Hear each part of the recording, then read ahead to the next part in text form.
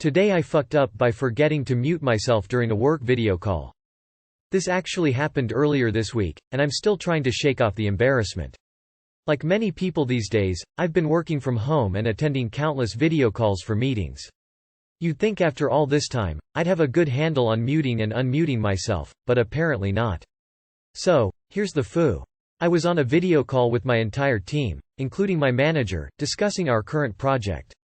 I thought I had muted myself since I didn't have much to contribute at that point in the meeting, and my cat decided it was the perfect time to jump onto my desk and demand attention. I'm a sucker for my cat, so I started talking to her in that high-pitched, cutesy voice we all use when speaking to our pets. You know, the kind of voice that would make you cringe if someone caught you using it. Well, as you can probably guess, my cat woke up and chose chaos that day and hit the unmute button without my knowledge. Suddenly, I noticed the awkward silence on the call and saw my colleagues trying to suppress their laughter. My manager, with a smirk on her face, said, "Op, I think your cat has some interesting insights, but we should probably get back to the project." That's when it hit me that I had been broadcasting my baby talk to my entire team. Needless to say, I quickly apologized and muted myself for real this time. The meeting continued, but I couldn't shake the feeling of embarrassment. Now my colleagues won't let me live it down, and I've become the go-to person for cat-related jokes. Too long did not read. Thought I was muted during a work video call, ended up sharing my embarrassing baby talk with my cat to the entire team. Now I'm the office's designated cat whisperer.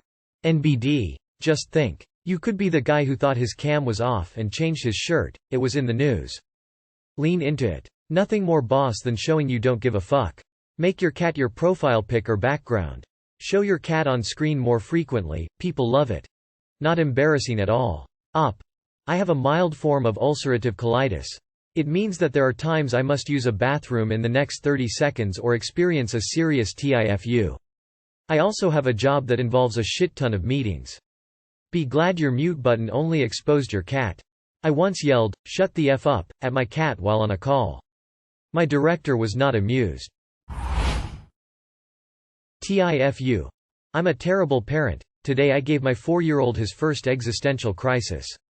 I did one of those age progression apps that aged me to age 70, and I showed it to my son not even thinking about the consequences of my actions. For a little backstory, we just moved in with my best friend who recently lost her grandma to old age. It was my son's first exposure to death and he is very matter-of-fact about it.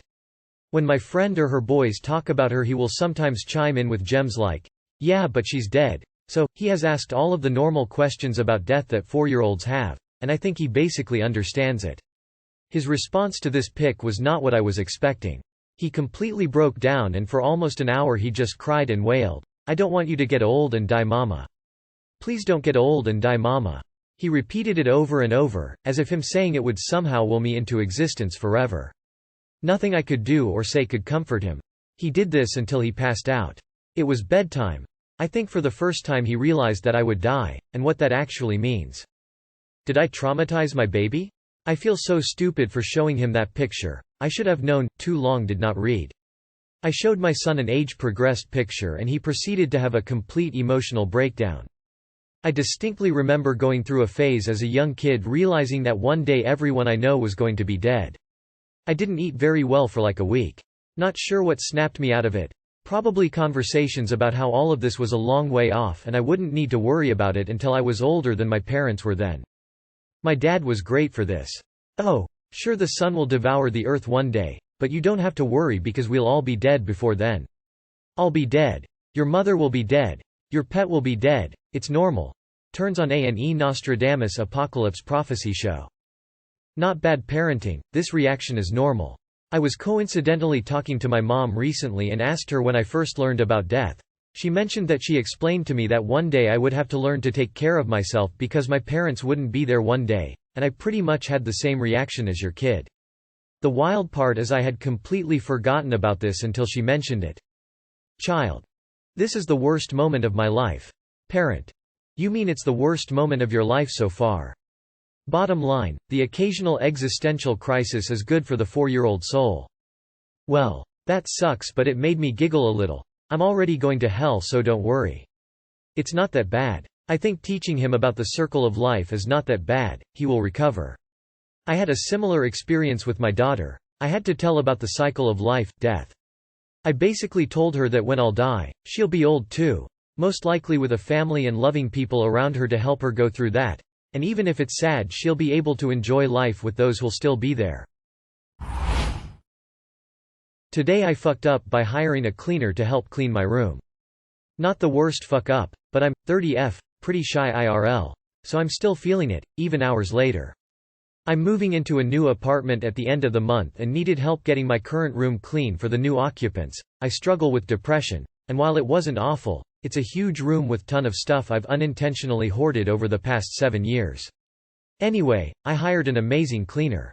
She was super understanding of the state of my room and did an impeccable job. She was here for 8 hours and the room looks perfect. However, after going through the stuff she cleaned out of my closet, I noticed an opened box I'd forgotten about. In it was copious amounts of very specific sex toys and rope. She never said anything but damn. IDK if I can ever face her again. I'm now just trying my best to laugh about it. Too long did not read. I hired a cleaner to help clean my room. Forgot about all the sex toys and rope in my closet she ended up organizing. Update. A few of you were saying I shouldn't lose her as a cleaner. My roommates and I have hired her again for this Sunday to do the whole house clean for the move out. I highly recommended her. I dropped in on my mate, M. Unexpectedly, and for some reason, his wife's vibrator was on a small table next to the couch.